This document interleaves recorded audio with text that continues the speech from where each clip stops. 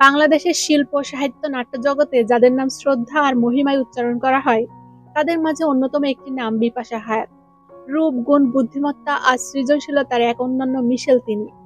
শুধু অভিনেত্রী নন, তিনি একজন চিত্রনাট্যকার, নাট্যকার, নির্মাতা, চিত্রশিল্পী, এক বহুমাত্রিক সৃষ্টিশীল মানুষের প্রতিচ্ছবি। ১৯৭১ সালে শিল্প সংস্কৃতি মণ্ডিত এক পরিবারে জন্ম। বাবা আবুল হায়াত, মা মাহমুদা হায়াত। যেখানে নাটক, অভিনয় আর সৃষ্টিশীলতা ছিল জীবনের অঙ্গ। সেই পরিবেশে বড় হয়ে ওঠা বিপাশা হায়াতের মধ্যে ছোটবেলা থেকেই শিল্পীর ছাপ ছিল স্পষ্ট। তার অভিনয় ছিল মাধুর্য, পরিমিতি আর এমন এক আবেগ যা সরাসরি ছুঁয়ে যেত দর্শকের মন।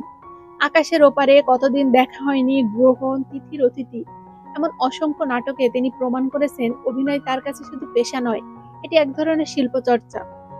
এত কিছুর মাঝেও বিপাশা হায়াত শুধু অভিনয়ে থেমে থাকেননি। তিনি নিজেকে খুঁজে পেয়েছেন চিত্রশিল্পের রং, রেখার ক্যানভাসে।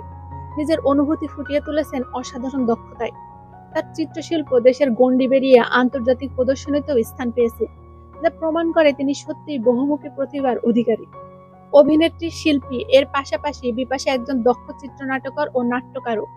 তার লেখা নাটকগুলোতে রয়েছে সমাজ, মানবতা আর বাস্তব জীবনের নানা টানপোড়েন, যা দর্শককে ভাবায়, চেতনায় জাগিয়ে তোলে। এমনকি অনেকে বলেন বিপাশা হায়াত শুধু পর্দায় অভিনয় করেন না, তিনি তার সৃষ্টির ভিতরে অভিনয় করেন। আজও বিপাশা হায়াত মানে মানসম্পন্ন কাজ, পরিশীলিত শিল্পচর্চা এবং এক শান্ত প্রজ্ঞাময় উপস্থিতি।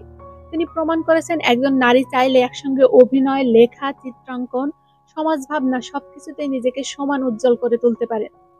তার কাজ, তার চিন্তা, তার শিল্পকর্ম বাংলাদেশের সাংস্কৃতিক ভুবনকে সমৃদ্ধ করেছে এবং আগামী প্রজন্মকেও এগিয়ে চলতে সাহস যোগাবে।